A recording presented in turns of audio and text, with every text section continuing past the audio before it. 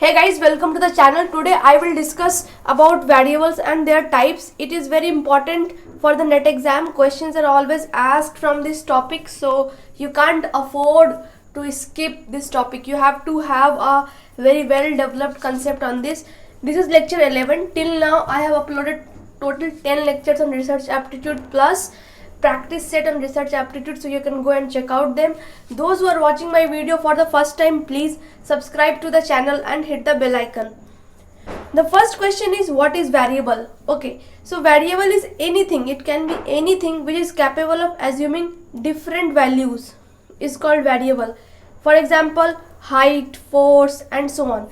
So if you are kicking a football, so you can kick it with great force, say for example 5 Newton.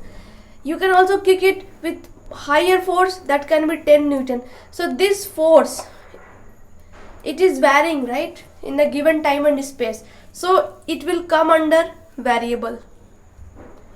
Similarly, other example we can take of variable is the speed of car. It will keep on changing.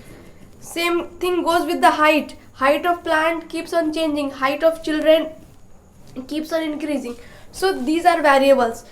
But if there is something which doesn't change at all, then it is termed as constant. Okay, for example, color of your eye, it is the same, so it doesn't keep on changing its values, it remains the same. For example, your gender, whether you are a male, female or transgender, it is the same until and unless there is some scientific method is applied to change your gender. So these things are constant, these things don't change. But the things which assumes different values, they are known as variables. So here we have opposite of variable, that is known as constant. Next we have types of variables. So the first one is independent variable. Independent means that this variable is not dependent on any other thing. It is also known as manipulated, experimental or treatment variable.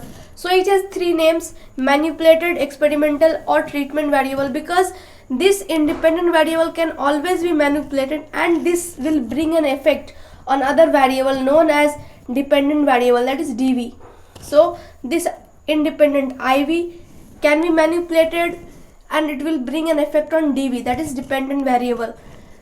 So any change in independent variable leads to change in dependent variable. Any change, a slight change in independent variable has a direct impact on DV, that is dependent variable. So here we have dependent variable, they are influenced by the one or more independent variables.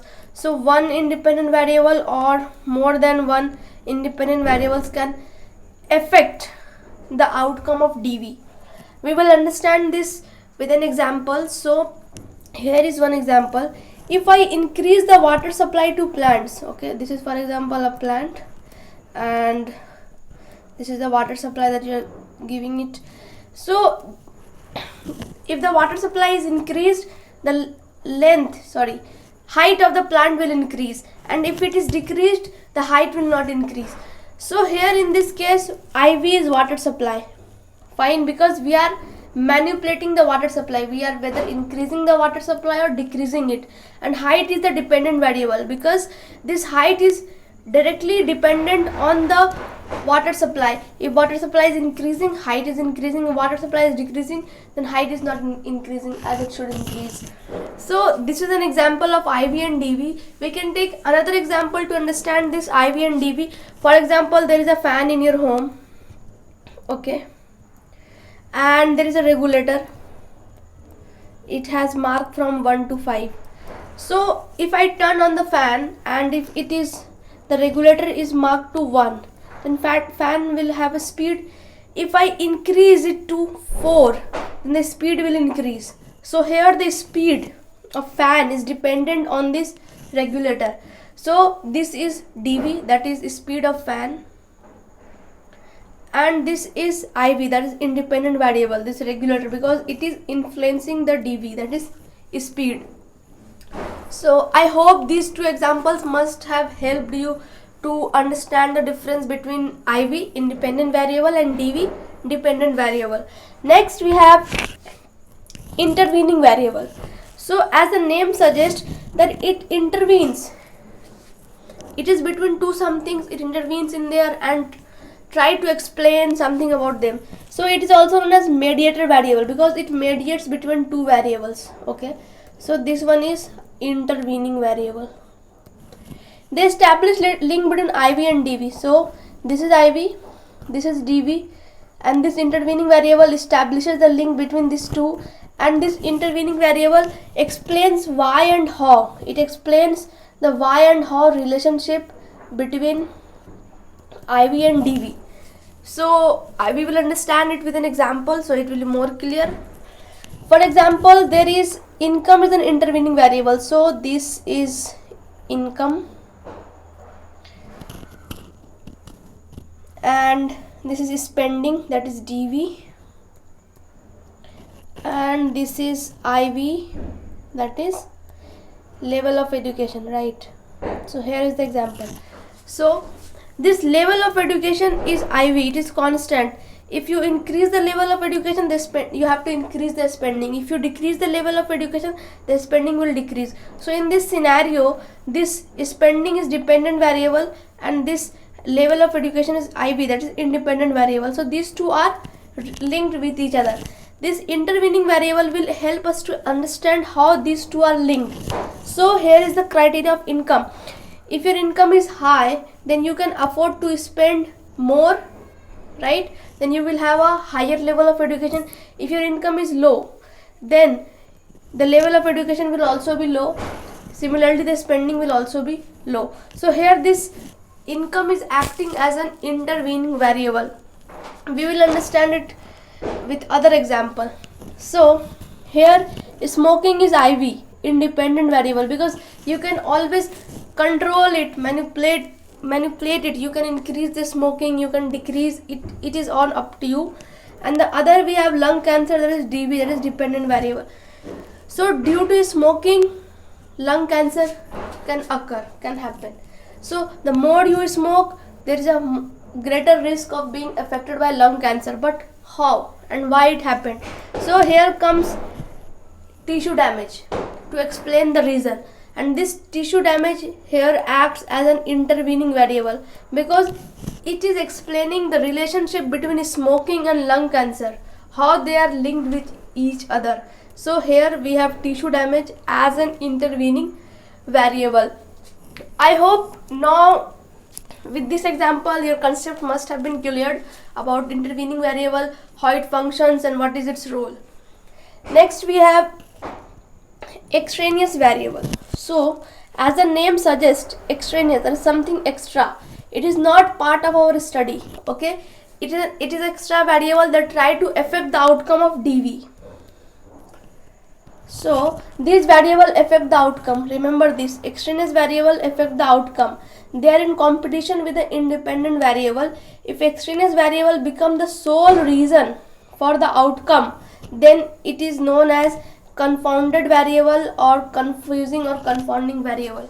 I will explain extraneous variable with the help of an example, so it will help you more to understand it better, because if you remember the examples, then you can easily remember the concept. So here is the teacher, that is IV, independent, and we have a students, that is DV. So the selection of students in any particular exam or in any particular job is dependent on this teacher. Fine. So the selection, the outcome of selection is dependent on teacher. So here we have teacher as an independent variable and students as a dependent variable, but we are missing something here.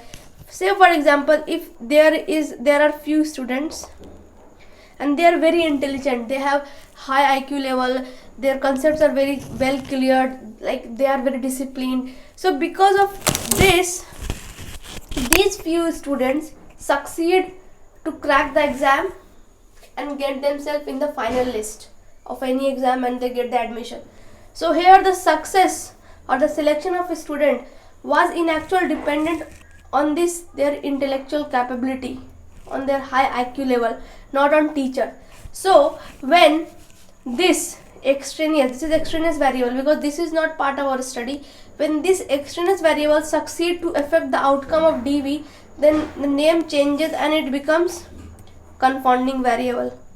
So what we see here, that this IV and EV, that is extraneous variable, are in constant competition with each other. If EV succeeds to affect the outcome of DV, then the name changes from EV to confounding variable. So always remember that this independent variable and extraneous variables, they are always in competition with each other, and their objective is to affect the outcome of dependent variable. So many a time this extraneous variable affect the study, although they are not part of our study. So this was about extraneous variable or confounding variable. Next we have active variables. So active variables basically independent variable which can be manipulated or controlled during the study. So whatever we read about independent variable, same thing applies here. The sixth one is attribute variables. So attribute variables are basically those variables which can't be changed, controlled or manipulated. For example, gender and age. If you are taking the data of someone, so you can't manipulate the age. Age will be the age. What is the number of age? You can't make any change into it. Similarly, color of eye and color of hair, all these things comes under attribute variables. So guys, this was for today. I hope this video must have been very productive for you, and it must help you to clear a concept about variables, because variable is very important topic for the exam. So if you really like this video, then please like it, share it and subscribe to my channel and hit the bell icon.